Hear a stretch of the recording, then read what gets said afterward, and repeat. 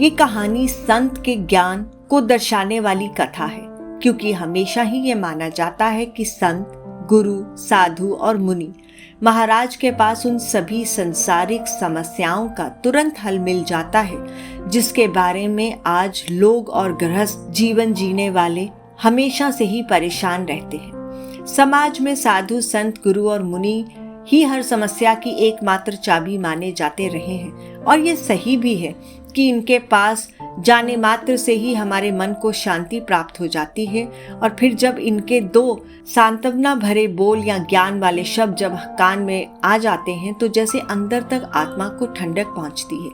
इसीलिए आज एक ऐसी ही कहानी लेकर आई हूँ जिससे आप गुरु की महिमा को समझ ही जाएंगे कि क्यों और कैसे ये सभी विद्वान जन तुरंत ही हरेक के मन की समस्या का समाधान कर देते हैं।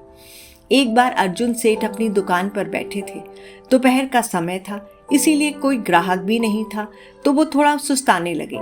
इतने में ही एक संत भिक्षुक भिक्षा लेने के लिए दुकान पर आ पहुंचे और सेठ जी को आवाज लगाई कुछ देने के लिए। सेठ जी ने देखा कि समय कौन आया है। जब उठकर देखा तो एक संत याचना कर रहा था। सेठ बड़ा ही दयालु था। वो तुरंत उठा और दान के लिए कटोरी चावल बोरी में से निकाला और संत के पास जाकर उनको चावल दे दिया।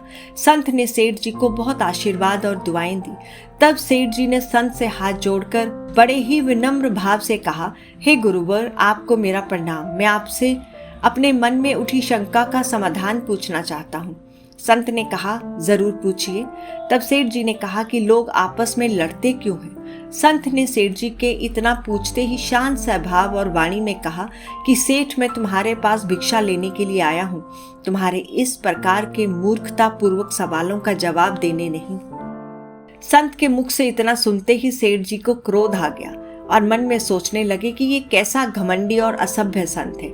ये तो बड़ा ही कृतज्ञ है। एक तरफ मैंने इनको दान दिया और ये मुझसे ही इस प्रकार की बात बोल रहे हैं। इनकी इतनी हिम्मत। और ये सोचकर सेठ जी को बहुत ही गुस्सा आ गया और वो काफी देर तक उस संत को खरी खोटी सुनाते रहे। और जब अपने मन की पूरी भड़ास निकाल चुके और कुछ शांत हुए, तब संत ने बड़े ही शांत और स्थिर भाव से कहा कि जैसे ही मैंने कुछ बोला आपको गुस्सा आ गया और आप गुस्से से भर गए और लगे जोर जोर से बोलने और चिल्लाने।